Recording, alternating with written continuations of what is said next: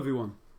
In this presentation, The Life and Mission of Reverend Myung Moon, Part 8, we look at the situation that was unfolding where True Father was accused of tax evasion. And it's very important to remember that True Father is the second coming of Christ. His mission is to realize God's kingdom on the earth. So representing God on the earth, of course, he has to combat everything that's ungodly. So True Father was very outspoken against everything that was ungodly. He was very much outspoken against communism that was denying God, and which was very popular around that time, especially in universities, and many people were influenced by Marxism and so on. But he needed to really expose this. It's in the middle of the Cold War, and he spoke out strongly against communism as being the enemy of God and humankind. He spoke out strongly against immorality. He spoke out strongly against all ungodly things. So of course this made him very unpopular for many people's eyes for obvious reasons. But he would never change from that way. He really needed to do this. He really needed to bring God's words into this world. And he was accused of tax evasion. But this really was a strange situation because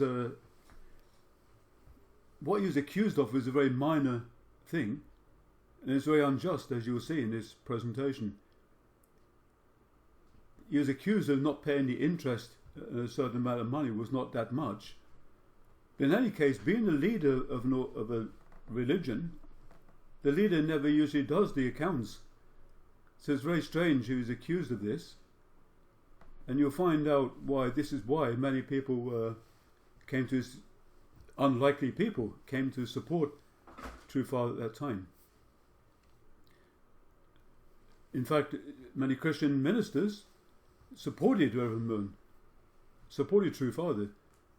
Actually, you can see in this picture, many Christian ministers, they understood basically it was really unjust to accuse him of this, and they felt, well, if they do this to Reverend Moon, they do the same thing to us later.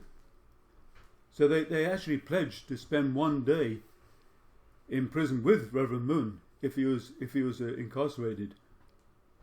And many ministers like Joseph Lowry and Jerry Falwell supported Reverend True Father. But he was sadly incarcerated, and he was in prison for 18 months. He served 13 months of that time. But here's a comment from one of the inmates, Ed Farmer. After having met Reverend Moon and joked with him and worked with him, witnessing his generosity and the things he did to help people, we suddenly saw that this man is exactly what he says he is. Ed, co-inmate with Reverend Myung Moon, Danbury Prison. And this is a card True Father wrote, "I'm honoured that I could serve time in Danbury to protect religious freedom. Sincerely in Christ, Myung Moon." Here's a mugshot of True Father in prison with Mr. Kamiyama. This is actually an interview with Ed Farmer, an inmate with True Father.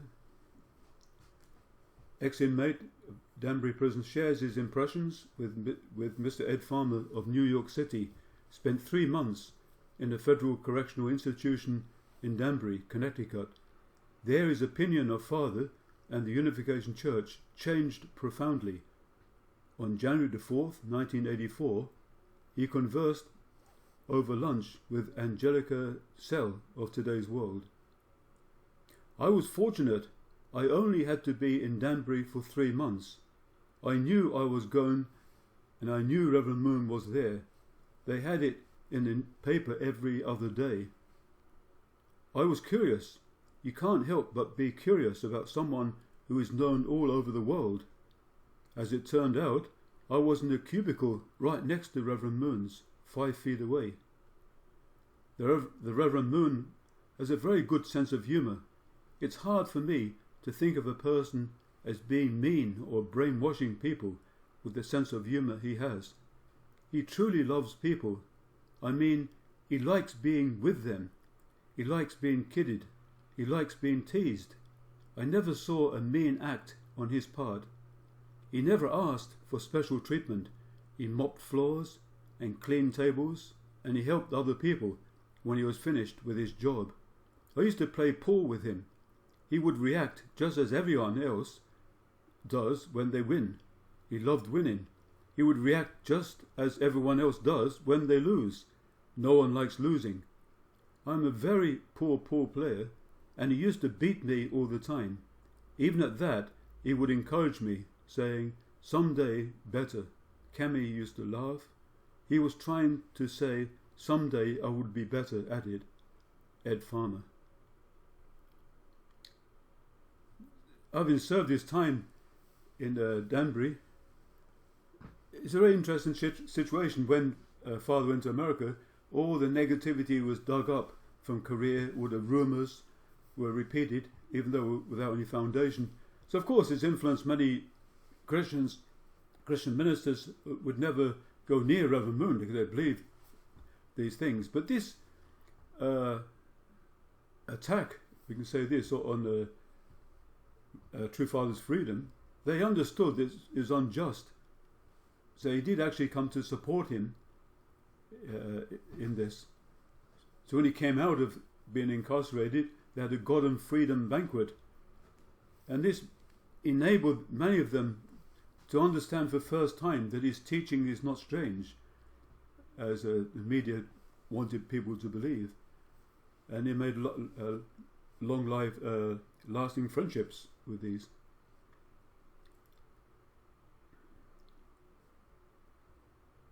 So True Father at the God and Freedom banquet after his release.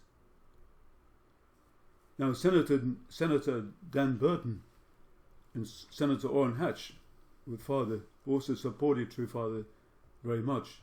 They understood very clearly it was a case of violation of his religious freedom.